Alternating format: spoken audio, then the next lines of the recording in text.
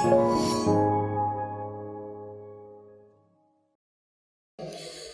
name is Dadson. I am one of you, so I'm very local. I do 3 different businesses. To the glory of God, first I have a business called Corporate Community Solutions. What we do is a contact center service. We provide virtual admin services to corporate organizations. Now, especially now during COVID, there's a lot of people who need administrative support, but who cannot have a physical presence in an office. We do this remotely. But the beautiful story is that I started doing this back in 2014, long before COVID had hit. So it was some form of insight into what the needs of the corporate world is going to be in the near future that compelled me to start such a service, which today is in very high demand. So again, to the glory of God, I can actually say that while January is usually a very slow month for several businesses, some of my staff are here, they'll tell you, January is the busiest month that we have had this year. I also run a tours company, a tour service. I focus on people looking to come into Ghana and parts of Africa to experience our culture and our history. And then the final thing I do is business management consultant, where I'm a partner in a consulting firm. We provide, again, management services or support services to people or organizations that want to set up businesses in Ghana and other parts of Africa. So now let's talk a bit about the little things that I have learned along this path, or some of the motivations that got me doing what I do today. We're going to start with we're going to talk about 4 key things that we need to find or we need to identify as we embark on a journey, whether to become entrepreneurs and run your own business, or to work for someone as an employee but excel at what you do. And so I themed my talk today, set yourself apart. In whatever you do, set yourself apart. Try to be unique. Try to be different from the norm. But how do you do it? How do you identify or harness opportunities around you to make you different from everyone else? The 4 points are, number 1, you have to find the right fit. A lot of what I will say, you'll find that Mrs. Okran has already said it, maybe in a different way, but along the same lines. To find the right fit, you need to identify what your strengths are. She said, have a compelling dream. I would have just said, have a dream. And I like that she said, compelling dream. It must compel you. It must keep you awake at night, thinking about it, planning about it. And that is the drive that you need to get you going. Show by hand anyone here that wants to be an entrepreneur, that owns their own business or wants to start their own business. Okay. We'll come to that. So when you find what your strengths are, you must also know what you are passionate about. Sometimes they are 2 different things. I'm very passionate about cooking. I'm passionate about farming, but my strength is in communication. I've always been called a talkative. How do I harness that trait, that attribute, that characteristic, and make it or put it to use in my own favor? That becomes my strength, whereas I can still indulge in my passions. But the best thing is if your passion can meet your strength, and then you can put it into a career, and that makes you even more successful. But while you identify your strength and you also identify your passion, be open to other options. It is not always your passion, and it is not always your strength that can actually become your career. Eventually, the career that I ended up in, that has made me who I am today, was not about communication. It was not about cooking or farming, but it was about me being open to work in an environment that was different. I ended up as a chief administrator and human resource officer for the Ochehene. Some of you may know him. And the years that I worked with him, the years that I committed to work diligently and learn and explore and take opportunities that came my way, helped to groom me for what I do today. You know how they say that, I have a different version of that. I say that If you take very good care of somebody's property, you learn in the process how to take care of your own. Because when you become an entrepreneur, a lot of people think it's the glam life. You work for yourself. You can go to sleep anytime and wake up whenever and go to work at your will. It is not like that at all. And I'm sure Mrs. Okran will tell you that. There are days we are working till midnight, and my staff understand that they need to be committed to this. We work till 1 a.m. or 2 a.m. when our clients demand it, because you answer to your clients and you answer for your service or your product. So you have to be responsible. The second point that we'll talk about today is to find the right time or opportunity. So just because you have a great idea does not necessarily mean you have to jump and go. In order to find the right time and opportunity, you need to plan. Again, Mrs. Okran also talked about that. Isn't that wonderful that our points are very similar?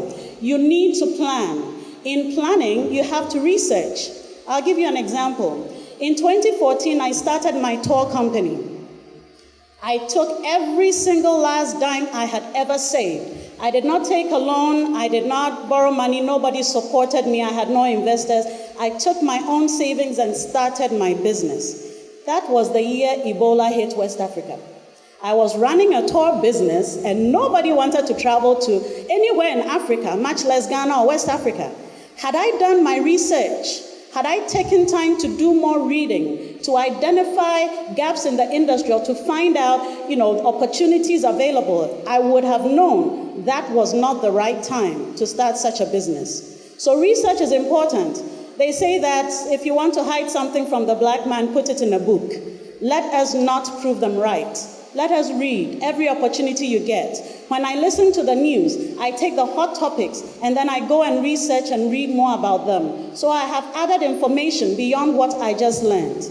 I know a few people raised their hands who said they would like to become entrepreneurs or start their own businesses. But I would like to ask, how many of you have read the book, Building Your Dream Business? It's by Mrs. Okran and her husband. Building Your Dream Business. Find it and read it. It has a lot of hidden gems in there. It gives you so many tips that you actually lost track. And if you finish reading that book and you don't have a motivation or a drive to go for your business idea, then it means you're probably not cut out to be an entrepreneur. So let's read, let's research, get the necessary training. Sometimes you feel like you have the skill, but you still need to hone in your skill. You need to get it sharpened. You need to polish it. Otherwise, why do we go to school? Otherwise, why do we still try to pursue higher education when you've already attained maybe a first degree and you feel you have a good job and you have the skill and everybody is saying you're great at your job? You still advance yourself and get more training so that you can become a better person, a better service deliverer, a better product seller, a better employee. Because this is not just about running your own business. It is also about being a good employee. You have to identify sources of funding. You may have all the best skills. You may have all the right education. You may have the grandest ideas. You may have a compelling dream. But every business idea needs a minimum capital to get it off the ground. So whether these are angel loans that you can get from family and friends at no interest, or whether you're taking interest-bearing loans from banks or other institutions, you need some kind of funding to get your business idea going. So that's another thing to find the right opportunity and time. You need to take some risks after you've planned. Yes, you cannot just jump and go, but you need to research and do all that you need to do. But at some point, like Mrs. Okran said, you may sleep and say, I wished, just because you didn't take a risk. People like to say, take calculated risk. I like to say, take a calculated leap of faith. So, calculated, but take the leap. At some point, you have to start. I have a friend, he's here today, I won't mention his name. He's lived in New York for so many years. I keep telling him, you have to move. And I know today he's going to beat me after this, but that's okay. I keep telling him, move, go somewhere else, find another opportunity, challenge yourself. It is a risk to leave the familiar. It's a risk to say you're leaving your job and starting your own business. It's a risk to take all my savings and invest it in a business idea, a compelling dream that I had.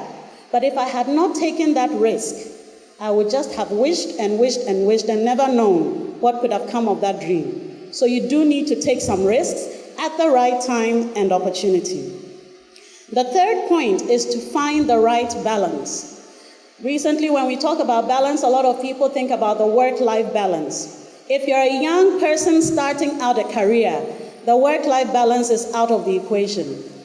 The balance I am talking about here is making sure you have integrity.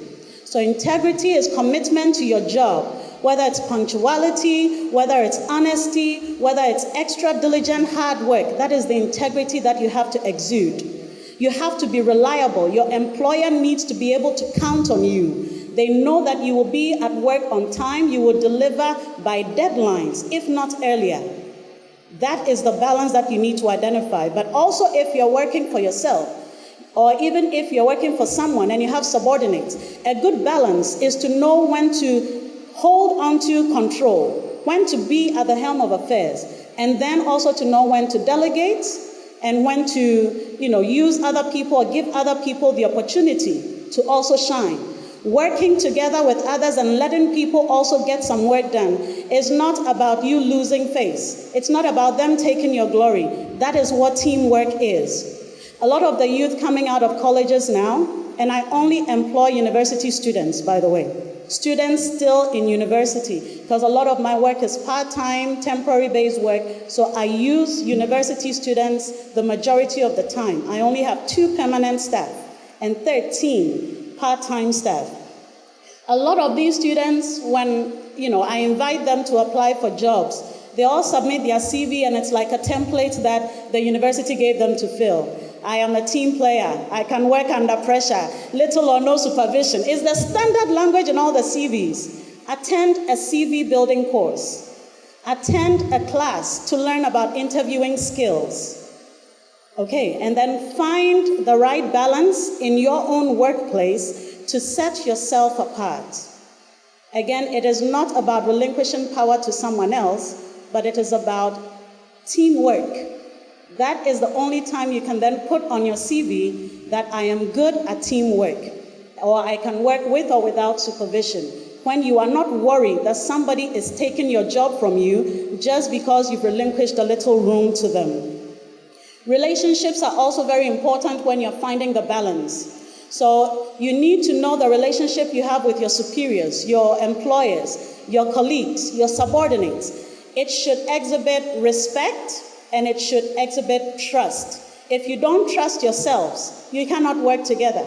If you do not respect each other, your work will always come short. So those are very critical points that you must keep in mind. My fourth and final point, find the right support. So we have talked about finding the right fit, finding the right time or opportunity, finding the right balance. And now we're going to find the right support. Especially when you're trying to start your own business. And I actually encourage everybody that even works for me that you should have a side gig. Why not?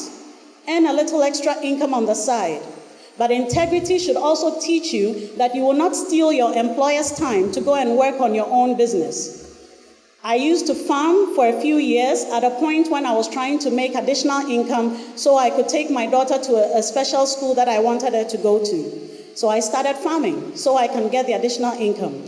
In order to make sure that I maintained high integrity with my employer at the time, I would wake up at 3 a.m. and go to Nsawam and work on my farm till 7 a.m. and shower and change at the farm and still make sure I was at work by 8:30. I was never late. I was at work every morning before my secretary was at work. Those are skills nobody is going to teach you in any school or in any university. It comes from the mind and the heart, and for we as Christians, integrity must always be top of our list. Okay. So finding the right support comes in 3 different ways to me. I like to look for investors. To the glory of God, I have never actually used investors. I have never taken a bank loan to start any of my businesses. I have always paced myself and saved and actually invested in mutual funds and waited patiently until I've grown enough capital to get started. Because I find that most of my dreams, as compelling as they are, Mrs. Okran, are sometimes very daring and very risky. So as not to trouble someone like Pastor X and say, put money in such a venture, I would like to start small and grow it from there and then see how it takes off before I maybe reach out and look for support. But you need support. So support can also come in other ways. Mentors. Mentors have been my greatest asset my whole life. And they are in two forms. They are people that I look up to from afar. I keep looking at Mrs. Okran because she is indeed one of my mentors, even though she may not know it. So there are people whose lives are public enough that you can look up to them without them knowing. You don't need to go up to them and talk to them, but you can study them. They can be your icons, and you can observe the things that they have done in society. You can look at their moral steps, and you can emulate that. And also their business acumen, and learn and glean something from that. So those are some mentors that you can look up to. And then there are also mentors that you can actually walk up to. Again, I've been blessed to have so many great men and women in my life whose doors have always been open. And the thing is, sometimes you don't know whose door is open until you actually knock on it. So look for people. There are people in this church. Mrs. Jacqueline Porte is a phenomenal businesswoman. I have grown up knowing this woman. I've watched her, I've seen her diversify, and I have learned so much from her. So talk to people, find out how they do what they do, learn their little secrets. Believe me, they will not be trying to hide it from you. They will be looking to impact you and to inspire you. So mentors are very, very important. Most importantly also is programs and tools. So programs can be academic programs, they can just be social programs, or they can be programs related to fields or areas or environment that you're looking to explore. Look for tools. I have used so many tools to help me come to where I am, and every one of these tools have been free. If you're interested in getting to know some of these tools, free tools that can help you get out of debt. If you're a recent university graduate and you have student loans, tools that can teach you how to save and, be able to set money aside every month and make sure that you're working towards your dream goals. You can talk to me afterwards. These are free tools that I had access to, and I'm more than willing to share them with you. Activities. There are seminars, workshops, training programs that are free. Some are paid. If you can afford them and they are that worthwhile to you, pay. Find a sponsor if you can't afford it. Someone will be willing to sponsor you if they know you're trying to improve yourself and trying to build a career. So those are critical. Engage in activities, engage in training, workshops that are also going to help enhance your career. To close off, I'd like to leave you with these quick tips. Number one, set a reasonable and achievable target. It is good to dream and dream big, but everybody knows their limits, everybody knows their capabilities. Make sure that it is within a reasonable and achievable goal. Number two, invest in the necessary. I save a lot, and that is why I'm able to tell you that every one of the 3 businesses I have started, which are all doing very, very well, by the way, with the exception of the tour company, thanks to COVID, every one of them, I started them with my own funds because I saved and started small. Invest in the necessary. To the ladies, it is not every wedding you have to sew a new dress for. You don't have to match every bride's chosen colors. It's something I have never done, and it doesn't mean I don't love my friends, but I feel like if I can find a good dress to go to your wedding, that is what I will wear. I'm not running out to buy a purple and gold because those are the colors for your wedding. Gentlemen, it's not every new gadget that you have to get. If the one you have right now is working fine, keep it a little while longer. Invest your monies in mutual funds or invest your money in ways that you believe can turn around and grow for you. I'm telling you, a lot of the rich men and women in our country today started right where we're starting, with almost nothing. They just learned to take calculated leaps of faith and also to invest and save money. Number 3, it is okay to change your plans. You may start something and find that it is not working. Brothers and sisters, it is okay to change your plans. So many things I have started in the past that did not work out, or the timing wasn't right, that I have just stepped away from, changed my plans, and started something new. Remember, it is okay to change your plans. Be ready to make sacrifices. It is just like what I just talked about before. If you have a lifestyle, if you have an indulgence, and you think it is taking away from you, please sacrifice it. Sacrifice it so that you can focus on the necessary. So invest in the necessary, invest in your goals, invest in your dreams, and you won't believe the results, the turnaround. This is not part of the points, but I also want to talk about the give back. Always remember that you have to give back to your society. Give back to the community that is investing in you. It doesn't mean give back monetarily. It's not always about money. For a period when I resigned my job and I was sitting at home because my tour company never took off and I was broke like nobody's business, I gathered all the children in my neighborhood, and every evening I would teach JSS and primary school children, prepping the Form 3s for their BECE and just helping the younger ones with their homework. For me, that was my give back opportunity to society. I decided not to just sit around and mope. I thought I can still do something meaningful that can impact somebody's life. So give back to your communities and your societies in any way at all that you're able to. I thank you again for this opportunity, and I have been blessed to be here to share with you.